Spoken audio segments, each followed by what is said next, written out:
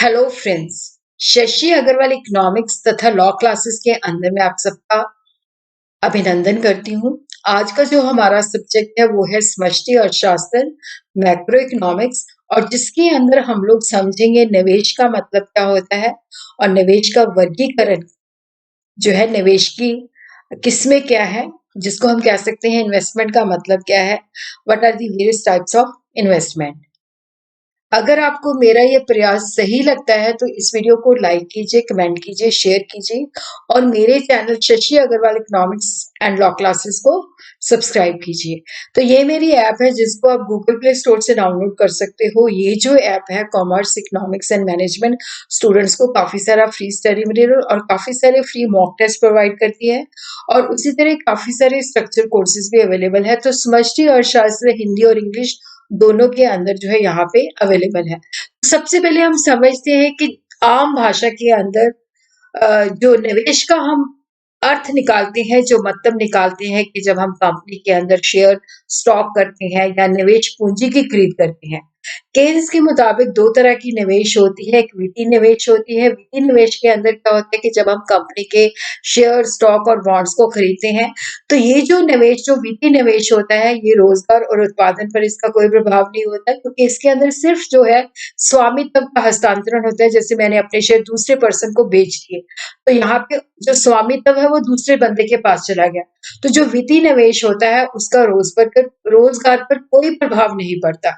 दूसरा जो है वास्तविक निवेश होता है। वास्तविक निवेश का मतलब होता है कि जैसे हम कोई नया कारखाना, कोई नई फैक्ट्री जो है सेटअप करते हैं, खोलते हैं, या कोई नया उद्यम खोलते हैं, तो जिससे क्या होता है उत्पादन तथा रोजगार भी बढ़ता है। और यह जो मौजूदा जो हमारे पास फिक्स एसेट होते हैं, जो पूंजीगत संपत्ति होती है, उसके अंदर वृद्धि होती है। तो वास्तविक निवेश की वजह से क्या होता है कि रोजगार में वृद्धि होती है। अर्थव्यवस्था के अंदर निवेश से मतलब ऐसी वस्तु की खरीद से है जो घरेलू अर्थव्यवस्था में उत्पादन क्षमता को बढ़ाती है। जैसे हम फिक्स एसेट पे खर्चा करते हैं, अचल संपत्ति पर व्यय करते हैं, जैसे हमने बिल्डिंग खरीद ली, ठीक है, या कोई नया कारखाना लगा दिया। तो यहाँ पे हम देखते हैं कि जो वास्तविक निवेश है, इसका मतलब है कि अर्थव्यवस्था के अंदर पूंजी के मौजूदा स्टॉक में वृद्धि। तो निवेश आय का वो हिस्सा होता है, जैसे हम नई मशीनरी खरीदते हैं, नए भवन के ऊपर पैसे लगाते हैं, और जो स्टॉक है उसके अंदर भी जो है वृद्धि होती है। तो ये वास्तविक निवेश का मतलब है। निवेश से मतलब पूंजीगत पदार्थों में होने वाली वृद्धि से है। केन्स के मुताबिक investment thus defined included therefore the incremental of capital equipment, कि जो पूंजीगत पदार्थ में वृद्धि होती है उससे हम निवेश का जो है अर्थशास्त्र के अंदर मतलब निकालते हैं। निवेश से हमारा मतलब चालू प्रतिभूतियां, ब्रांड या हिस्सों को, बॉन्ड या हिस्सों को खरीदने से नहीं है। इससे हमारा मतलब है कि जैसे कोई नई फैक्ट्री लगती है, कोई नई मशीन है, और जो हमारा स्टॉक है वो पहले से इंक्रीज होता है। निवेश से हमारा अभिप्राय चालू प्रतिभूतियां, जो है बॉन्ड या हिस्सों को खरीदने से नहीं होता, वरना इससे हमारा जो मतलब होता है नई फैक्ट्री, नई मशीनें आदि खरीदने से होता है। ये जो डेफिनेशन है, ये जो परिभाषा है, स्टोनियर और हेग के द्वारा दी गई है। इंग्लिश में हम इसको इस तरह से बता सकते हैं, by investment we do not mean the purchase of existing paper securities, bonds, debentures और equity, but the purchase of factories, machines and the like. उसी तरह हम देखते हैं निवेश का वर्गीकरण। तो निवेश को हम जैसे प्रेरित निवेश और स्वचालित निवेश, जिसको इंग्लिश में हम कह सकते हैं induced investment and autonomous investment. तो सबसे पहले हम समझते हैं प्रेरित निवेश।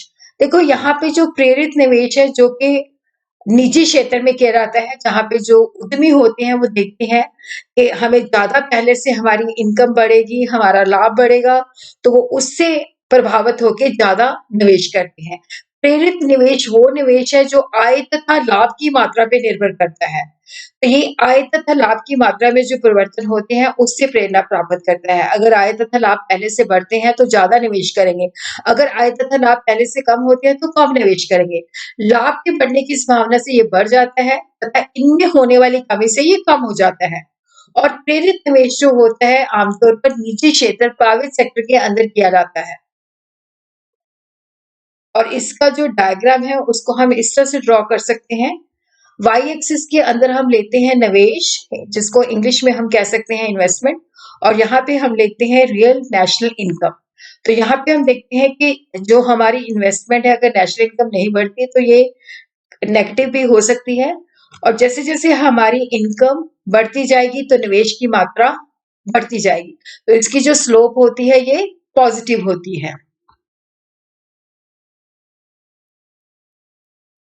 उसी तरह हम ऑटोनॉमस इन्वेस्टमेंट, स्वचालित निवेश, जो कि आय या उत्पादन या लाभ की मात्रा पे निर्भर नहीं करता, ये उससे स्वतंत्र होता है, ये आय से प्रेरित नहीं होता, ये आय के प्रवर्तन के आधार पर नहीं बनाया जाता। स्वचालित निवेश का मतलब है जैसे नई तकनीकी है, नए आविष्कार है जो उसको लागू करने के लिए किया जाता है। तो सरकार जो है जब मंदी तथा बेरोजगारी होती है तब वो निवेश करती है ताकि बेरोजगारी तथा मंदी को जो है दूर किया जा सके, और नए साधनों का विकास करने के लिए करती है। तो इसका जो डायग्राम होता है वो पैरेलल टू वाई एक्सिस होता है। इस तरह से इसका डायग्राम होता है। तो यहाँ पे हम देखते हैं कि ये जो इन्वेस्टमेंट है वो हमने करनी ही करनी है, वो इनकम और लाभ से प्रेरित नहीं होती। इसका जो कर्व है that is parallel to X axis. तो जो स्वचालित निवेश है उसको हम इस तरह से परिभाषित कर सकते हैं। स्वचालित निवेश उत्पादन की नई तकनीकों के प्रयोग, नए साधनों के विकास या जनसंख्या और श्रम शक्ति की वृद्धि आदि साधनों से संबंधित है। ये प्रोफेसर पीटरसन ने इसको परिभाषित दिया है। The autonomous investment is generally associated with such factors as the introduction of new technique or product, the development of new sources or growth of population and labor force। तो दूसरी जो type है कुल निवेश और शुद्ध निवेश, जिसको हम कह सकते हैं gross investment and net investment. तो जो ग्रॉस इन्वेस्टमेंट है उसको हम सकल निवेश भी कह सकते हैं, कुल निवेश भी कह सकते हैं। तो यहाँ पे किसी अर्थव्यवस्था के अंदर एक निश्चित समय के अंदर जो पूंजीगत वस्तुएं होती हैं उस पर जो टोटल खर्चा करते हैं उसको हम कुल निवेश या सकल निवेश या ग्रॉस इन्वेस्टमेंट कहते हैं। उसी तरह जो सकल निवेश है ये दो तरह का होता है, शुद्ध निवेश तथा प्रतिस्थापन निवेश। तो सकल निवेश इज इक्वल टू शुद्ध निवेश प्लस प्रतिस्थापन निवेश। देखो यहाँ पे जो प्रतिस्थापन निवेश होता है कि जैसे फिक्स एसेट हमने खरीदे हुए हैं, फिक्स एसेट हम यूज कर रहे हैं बिजनेस के अंदर, तो उसकी टूट फूट के कारण उसकी डेप्रिसिएशन की वजह से पूंजी का मौजूदा स्टॉक कम हो जाता है। तो उस स्तर को बनाए रखने के लिए जो हम निवेश करते हैं उसे हम प्रतिस्थापन निवेश कहते हैं। पूंजीगत स्टॉक में वृद्धि तब होती है जब कुल निवेश प्रतिस्थापन निवेश से अधिक होता है। शुद्ध निवेश होता है कि जैसे पूंजीगत स्टॉक में पहले से वृद्धि हुई है, जैसे हमारे पास 5 मशीनें हैं, उसके अंदर हमने 3 मशीनें जो है रिप्लेस कर दी है, हमारे पास 3 नई मशीनें आ गई हैं, तो हमारे जो निवेश है उसके अंदर वृद्धि नहीं हुई। बट पहले हमारे पास 5 मशीनें थी, अब हमारे पास 7 मशीनें हैं, तो शुद्ध निवेश जो है 2 है, ये हमारे पूंजीगत स्टॉक में वृद्धि हुई है। तो शुद्ध निवेश जो है कुल निवेश के अंदर से जो घिसावट है, जो प्रतिस्थापन निवेश है, जब उसको हम माइनस कर देते हैं तो वो शुद्ध निवेश होता है।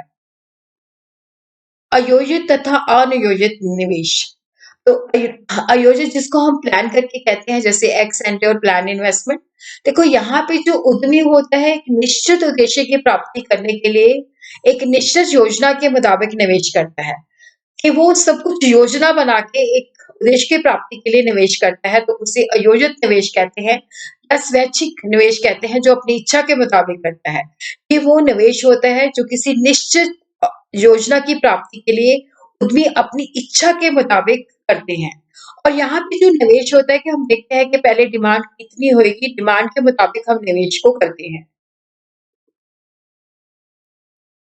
इस प्रकार के निवेश के कई कारण हो सकते हैं, जैसे उद्यमी है वो पहले लगाता है कि मांग कितनी होगी, मांग में वृद्धि हो सकती है, तो मांग में वृद्धि कितनी होगी, और मांग में वृद्धि होगी तो वो लाभ कमाना चाहता है, तो निवेश की मात्रा में एक निश्चित वृद्धि चाहता है, तो इसे अनुमानित निवेश भी कहा जा सकता है।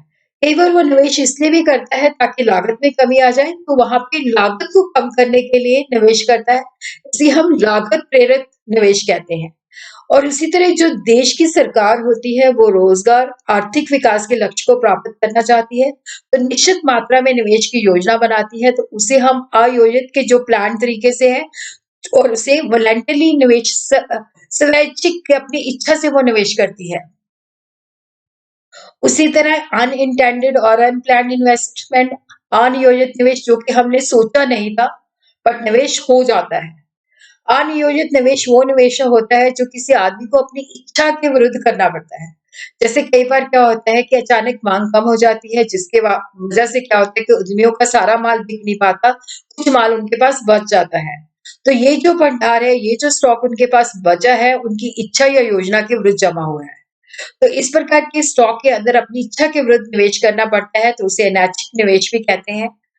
उद्यमी जो निवेश वास्तव में करता है, उसे हम वास्तविक निवेश कहते हैं।